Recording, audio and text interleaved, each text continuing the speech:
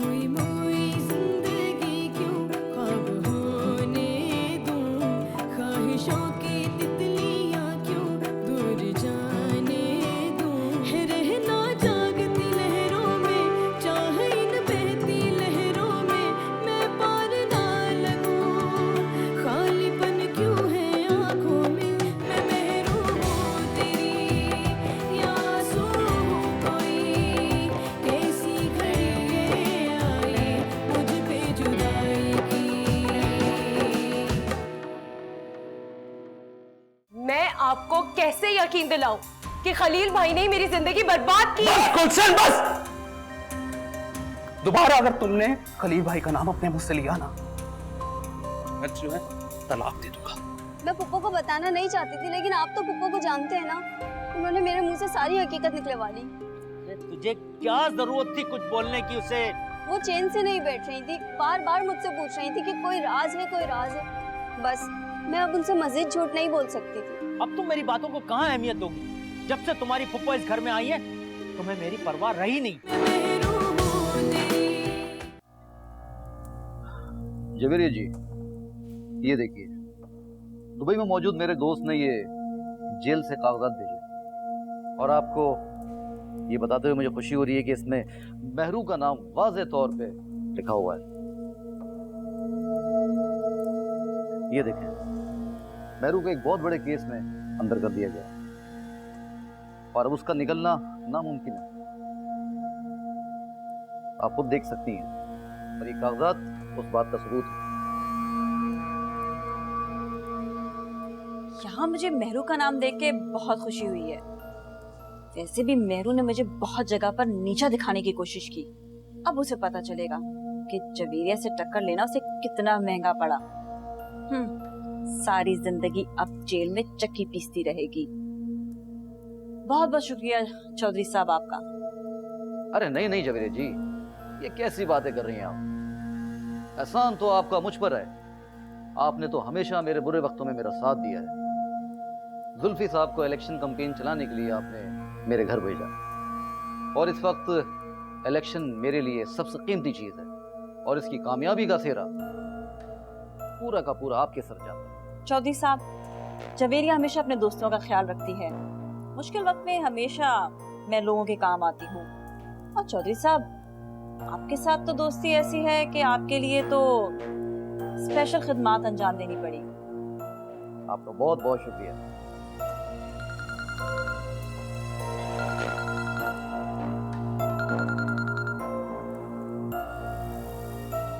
बड़ा खुश हो रहा है ये चौधरी। बस किसी तरह इसकी दौलत मेरे कब्जे में आ जाए। जुल्फी ये मेरा काम कर देना, बस फिर इसे पता चलेगा कि जवेरिया किस चीज का नाम है। कुछ टाइम और बर्दाश्त करना पड़ेगा इसे। पुप्पो, एक बात पूछूं आपसे? पूछो। आप रात में इतना तैयार होकर क्यों सोती हैं? भाई तुम्हें तो पता है कि मेरी शादी नहीं हुई है और मुझे है अपने सपनों के राजकुमार की तलाश। हो सकता है कि मेरे ख्वाबों में मेरे सपनों का राजकुमार आ जाए। समझा करो, इसीलिए इतना तैयार होकर सोती हूँ मैं। ठीक है, आपको जैसा ठीक लगे। अच्छा एक बात बताओ जिल्ले उमा, वो जो तुम्हारी दोस्त है ना फरा, वो नजर नहीं आ रही आजकल, कहाँ है? कहीं उसको भी अपने सपनों का राजकुमार तो नहीं मिल गया? अरे नहीं पुप्पो, ऐसी कोई बात नहीं। फरा की शादी में भी बहुत टाइम। क्यों भाई, अब तुम दोनों बहुत बड़ी हो चुकी भी हो, अब तुम्हारी शादी हो जानी चाहिए। हाँ अरे पुप्पो, अभी तो हमारी पुप्पो की शादी नहीं हुई। पहले हमारी पुप्पो की शादी हो जाए, उसके बाद हमारी शादी होगी। अच्छा अच्छा, ज्यादा पुप्पो को तंग मत करो, चलो जाओ यहाँ से। अरे पुप्पो, आप तो बड़ी शर्मा रही है भाई। बात सुने, अभी राजकुमार के आने में बहुत टाइम है, अभी से ना शर्माए। अच्छा चुप, बिल्कुल चुप, चलो यहाँ से जाओ, जाओ यहाँ से। अच्छा सुने, आप भी टाइम पे सो जाइएगा, ऐसा ना हो आपका राजकुमार किसी और के साथ निकल ले। जिल्ले उमा की बच्ची, पिटाई करूं इसकी तो मैं। वैसे कह तो सही रही है जिल्ले उमा। भाई अभी तो राजकुमार मिला ही नहीं, और अगर वाकई किसी के साथ निकल गया तो नहीं भाई नहीं, मैं तो 3-4 लिपस्टिक के रंग और लेकर आऊंगी, जरा अच्छे अच्छे वाले।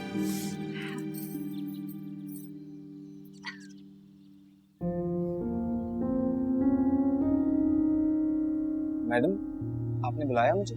हाँ शानी, शानी मैं जा रही हूँ एक इम्पोर्टेंट मीटिंग के लिए। तुम्हें तो मालूम है कि शामू काका है नहीं और इस वक्त सारी जिम्मेदारी तुम पर आती है। तुम ऐसा करो कि तुम सैलून जाओ और वहाँ जाकर देखो कि शीबा और गुलशन क्या काम कर रहे हैं। जी बेहतर, मैं अभी चला जाता हूँ। देखो मैं अपने हर काम में परफेक्शन चाहती हूँ और गुलशन और शीबा की लापरवाही की वजह से सैलून के हवाले से बहुत सी शिकायत आ रही हैं। मैडम आप बिल्कुल बेफिक्र रहें, मैं अभी जाकर देख लेता हूँ और मैं कड़ी नजर रखूंगा उन लोगों पर। मैं वापस आके तुमसे सारी डिटेल्स लूंगी, लेकिन देखो किसी भी काम में लापरवाही नहीं होनी चाहिए। शीबा और गुलशन बहुत चालाक हैं, समझे? मैडम ये काम आप मुझ पे छोड़ दें। जिस तरह शामू काका उन लोगों की खिंचाई किया करते थे, वैसे ही मैं भी उन लोगों पे कड़ी नजर रखूंगा। और अगर उन लोगों ने जरा भी तकलीफ पहुंचाई या कोई भी गड़बड़ की तो उनका अंजाम बहुत बुरा होगा, क्योंकि अब ये सारे मामला मैं देखूंगा। और हाँ, ये भी याद रखना कि तुम्हें नाहिद आंटी पर भी कड़ी नजर रखनी है, उनकी एक एक चाल पर, समझे? जी मैडम, ये काम भी हो जाएगा, आप बिल्कुल बेफिक्र, मुझ पे भरोसा रखें। चलो ठीक है, देख लेना खुद काम, मैं चलती हूँ। यस, ये तो बहुत आला हो गया शानी। जफरिया मैडम ने खुद मुझसे काम कहा। मैं इनको अब शिकायत का मौका नहीं दूंगा। मैं अभी सैलून जाता हूँ और जाकर देखता हूँ ये शीबा और गुलशन आखिर कर क्या रहे हैं। अभी जाता हूँ। भाई शकील, बहुत अच्छा हुआ कि उस वक्त मैं घर पे था। मैंने अम्मा की तबीयत बिगड़ते हुए देख ली। सोचो अगर घर पे नहीं होता तो क्या होता। जी भाई, ठीक कह रहे हैं आप।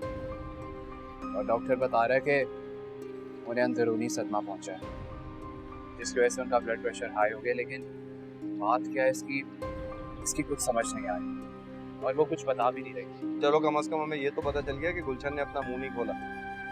और जहाँ तक अम्मा की बात है, तुम तो जानते हो कि अम्मा की उम्र अब ज़्यादा हो गई है और इस उम्र में परेशानियाँ बढ़ जाती हैं। जी आप ठीक कह रहे हैं भाई, लेकिन हमें अम्मी का बहुत ख्याल रखना है।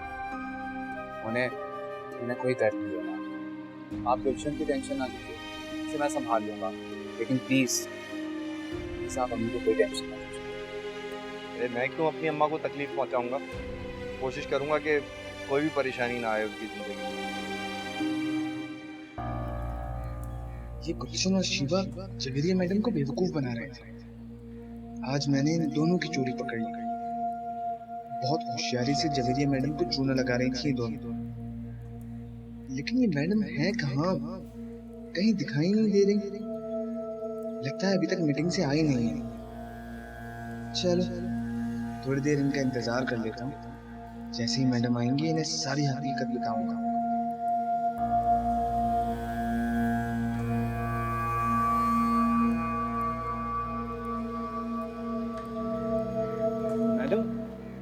हाँ शानी बोलो, क्या हुआ?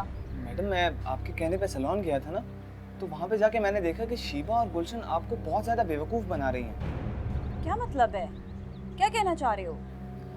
मैडम मैंने देखा कि वो दोनों बहुत ज्यादा काम कर रही हैं और पैसे भी बहुत ज्यादा जमा कर रही हैं, लेकिन आपको पता नहीं लगने दे रही। क्या कहना चाह रहे हो तुम? डिटेल में बताओ। वहाँ पर बहुत ज्यादा कस्टमर्स भी आ रहे थे और पैसे भी बहुत जमा हो रहे थे, लेकिन शीबा और गुलशन बहुत सारे लोगों की रसीदें बना ही नहीं रही थी, ताकि आपको पैसों का हिसाब किताब ही ना पता लग सके। मुझे इन दोनों पर पहले ही शक था, लेकिन अब वो शक यकीन में बदल गया है। ये दोनों मुझे धोखा दे रही थी, छोड़ूंगी नहीं इनको। मैडम मैं तो कहता हूँ कि इन दोनों को आप जॉब से फारिग कर दें। जॉब से तो नहीं निकालूंगी, इतनी जल्दी नए लोगों पे भरोसा भी नहीं किया जा सकता, लेकिन हाँ इन लोगों की सैलरी से पैसे जरूर डिडक्ट करूंगी। जी ये अच्छा आइडिया है।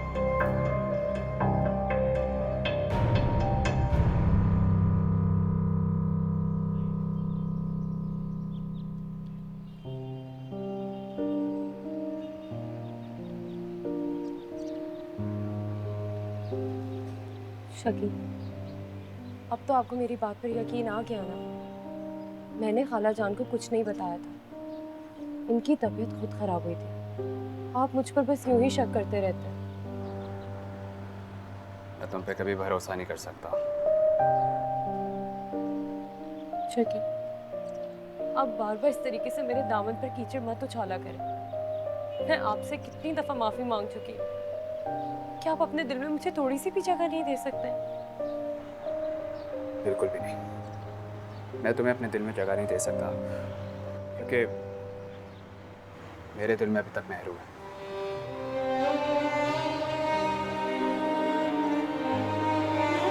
शकील,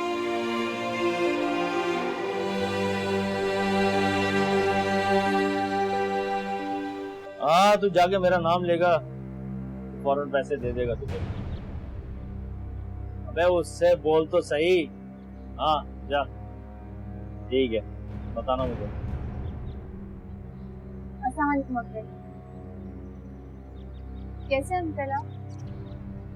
क्या बात, क्यों आई? अंकल को मैं जिले उमा से मिलने के लिए आई थी। नहीं मिल सकती तुम जिले उमा से। लेकिन क्यों अंकल? उसे फिर से कोई गलती हो गई है क्या? क्या किया है जिले उमा ने? क्यों इतना सवाल कर रही? एक दफा तुमसे कह दिया ना, नहीं मिल सकती तो नहीं मिल सकती। लेकिन अंकल, तुम कौन सी जबान से? जब मैंने कहा है कि वो तुमसे नहीं मिलेगी, जाओ अपने घर।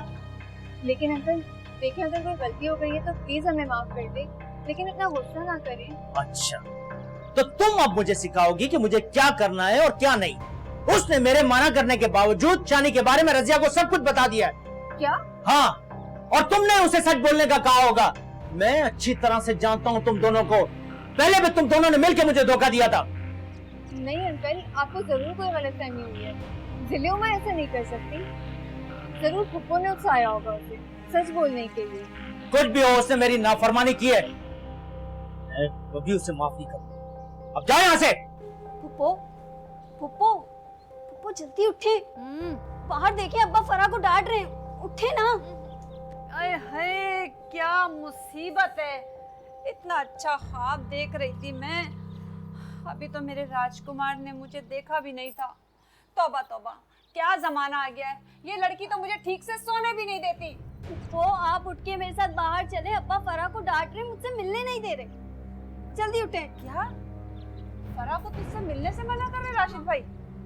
अच्छा, ये बात है। चल तू मेरे साथ, अभी देखती हूँ मैं इनकी इतनी जुर्रत। फरा को तुझसे मिलने से क्यों मना कर रहे हैं? चल चल चल जरा। अरे फरा, कहाँ जा रही हो? रुको भाई, हम तुम्हारा इंतजार कर रहे हो, तुम जा रही हो? पुप्पो, वो राशिद अंकल ने मना किया कि मैं आपसे और जिले उमा से नहीं मिल सकती। अरे भाई, राशिद अंकल कौन होते हैं ये कहने वाले?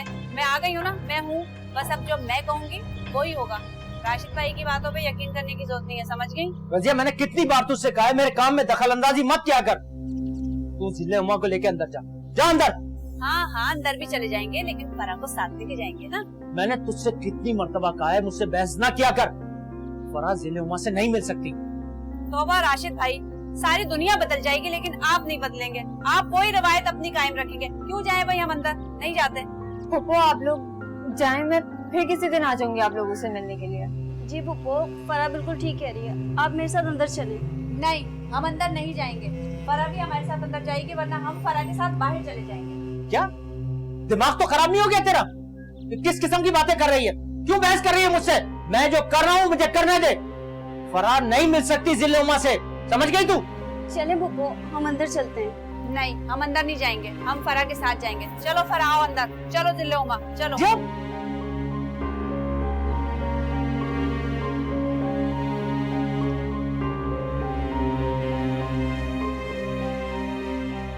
क्या हम बाबा आलम के जमाने की साइकिल है।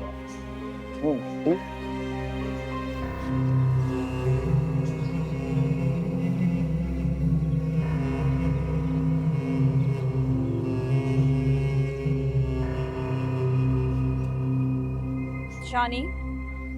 जी जी मैडम। तुम ये क्या फजूल काम कर रहे हो? मैडम, ये साइकिल यहाँ पे काफी दिनों से मट्टी खा रही थी, तो मैंने सोचा इसे आज साफ ही कर दूं।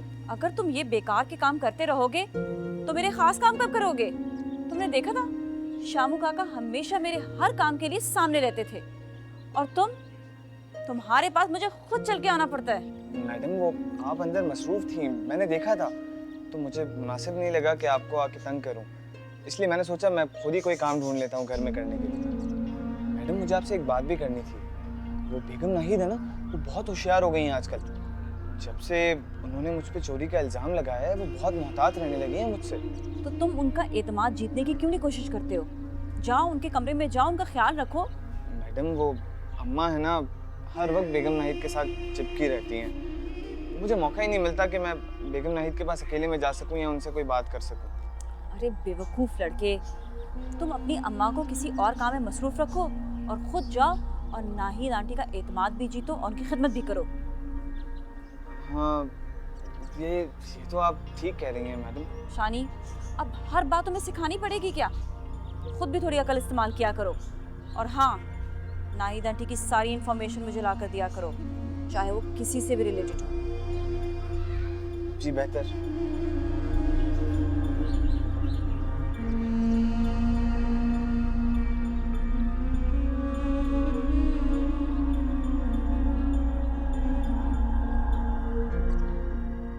शीबा मैडम, आप क्यों मेरी बात समझ नहीं रही हैं? आप तो मेरी हालत अच्छे तरीके से जानती हैं। मेरी कंडीशन ऐसी नहीं है कि मैं पार्लर आ सकूं।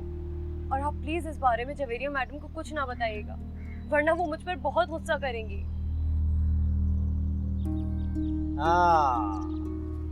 वाह वाह वाह वाह वाह, कितना अच्छा बेवकूफ बनाया है तुमने पार्लर वालों को। हट्टी कट्टी बैठी हो यहाँ पे और उन्हें कह रही हो कि तुम्हारी तबीयत ठीक नहीं इसलिए पार्लर नहीं आ सकती। खलील भाई, आप नहीं जानते कि मेरी तबीयत कितनी खराब है। प्लीज आप यहाँ से चले जाओ, मुझे थोड़ी देर सुकून का सांस लेने दें। मैं तो कहीं नहीं जाऊंगा, ये मेरा घर है, जहाँ जाना चाहूँ जा सकता हूँ मैं। आप शायद बोल रहे हैं खलील भाई कि मैं भी इस घर में रहती हूँ और मैं शकील की बीवी हूँ। शकील मेरा भाई है, वो इस घर में रहता जरूर है लेकिन ये घर सिर्फ मेरे नाम है जी, और मैं जिसे चाहूँ इस घर से बेदखल कर सकता हूँ। क्या ये घर आपके नाम है? जी हाँ, अब्बा जी मरहूम अपने इंतकाल के वक्त ये घर मेरे नाम कर गए थे, तब से ये घर और इसकी सारी जिम्मेदारियां मेरे सुपुर्द हैं। लेकिन शकील तो कह रहे थे कि ये घर उनका है। हाँ तो ठीक ही कह रहा था, घर कागजी तौर पर भले मेरे नाम हो लेकिन शकील इस घर में रहता है, बराबर का हिस्सा है उसका। यानी कि कभी भी इस घर का बंटवारा होगा तो शकील को भी उतना ही हिस्सा मिलेगा जितना कि आपको। कैसी घटिया बात की है तुमने ये, जैसी खुद हो उस तरह की बातें मत किया करो। शकील और मैं दोनों बहुत करीब हैं एक दूसरे के, हम दोनों भाइयों को दुनिया की कोई ताकत अलग नहीं कर सकती। आइंदा ऐसी बातें मत करना, फजूल। और ये झूठ किसी और को बोला करो। ये घर खलील भाई के नाम, ये बात तो मुझे पहले मालूम ही नहीं थी। सेठी भाभी और खलील भाई को इस घर से निकालना बहुत ही मुश्किल हो जाएगा। मुझे जरूर कुछ ना कुछ और सोचना पड़ेगा। चौधरी साहब, इतनी रात को कॉल किया, खैरियत? नहीं जवेरी जी, खैरियत नहीं है। क्या हुआ, खुल के बताएं। जुल्फी साहब की तबीयत ठीक नहीं है, वो हॉस्पिटल में है। उनको दूसरी पार्टी के लोगों ने बहुत मारा है और वो इस वक्त अस्पताल में है। क्या जुल्फी अस्पताल में है? ठीक तो है वो, कुछ हुआ तो नहीं उसे? मैं अभी अस्पताल से ही आ रहा हूँ। जुल्फी साहब की हालत बहुत खराब है, वो बार बार आपको बुला रहे हैं। चौधरी साहब, आपने मेरे जुल्फी की हिफाजत क्यों नहीं की? ऐसा कैसे हो सकता है? मैंने जुल्फी साहब को कहा था कि वो इस एरिया में नहीं जाए, मेरे मना करने के बावजूद भी वो उस जगह पर गए और वहाँ पर उन लोगों ने इनको मार पीटा है। अब उनकी हालत बहुत खराब है, बस आप जल्द से जल्द पहुँचने की कोशिश करें। उन्हें खून की काफी जरूरत है, मगर मैंने बंदोबस्त करवा दिया है, आप परेशान ना हो। मगर ये कि वो आपसे मिलना चाह रहे हैं, आप जल्द से जल्द पहुँचें। चौधरी साहब, मुझे आपसे ये उम्मीद नहीं थी। उसकी इस हालत के जिम्मेदार आप ही हैं। मैंने कम से कम आपसे ये तवक्को नहीं की थी। कम से कम आप तो जुल्फी का ख्याल रखते। मैंने सिर्फ और सिर्फ आपके भरोसे पर भेजा था। जवेरिया जी, मैंने जितनी कोशिश करनी थी वो मैंने की। अब आप जल्द से जल्द हॉस्पिटल पहुंचने की कोशिश कीजिए। ठीक है, मैं भी फौरन पहुंच रही हूँ।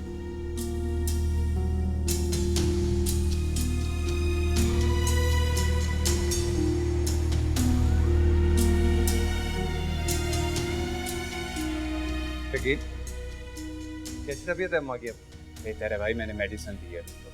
कुछ खाना खाया उन्होंने? हाँ, खाना भी खिला दी मैंने। मुझे आज स्टोर से आते आते देर हो गई। अच्छा हुआ तुमने ये सारे काम कर दिए।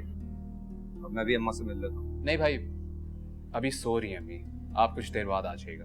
अच्छा शकील, अम्मा ने कुछ बताया कि क्यों परेशान है, तबीयत क्यों खराब हुई? जी भाई, बताया। क्या कहा? अम्मी को पता चल गया कि आपने कागजात बंदे को दे दिए। हाय हाय, पता नहीं किसने अम्मा को ये बात बता दी। मैंने ज़ेबी को मना भी किया था कि अम्मा को ये बात मत बताना। जाहिर सी बात है तुमने तो बताया नहीं होगा। भाई वो मुझसे पूछ रही थी, मैं क्या कहता। मैं नहीं बताया। शकील क्यों बताया तुमने अम्मा को? अब हजारों सवाल करेंगी मुझसे। मैं इसी बात से बचना चाह रहा था। लेकिन मुझे ये नहीं मालूम था कि अम्मी इस बात का इतना गहरा सदमा ले लेंगी। चलो अब तो जो होना था हो गया। समझाने की कोशिश करता हूँ अम्मा को, देखते हैं।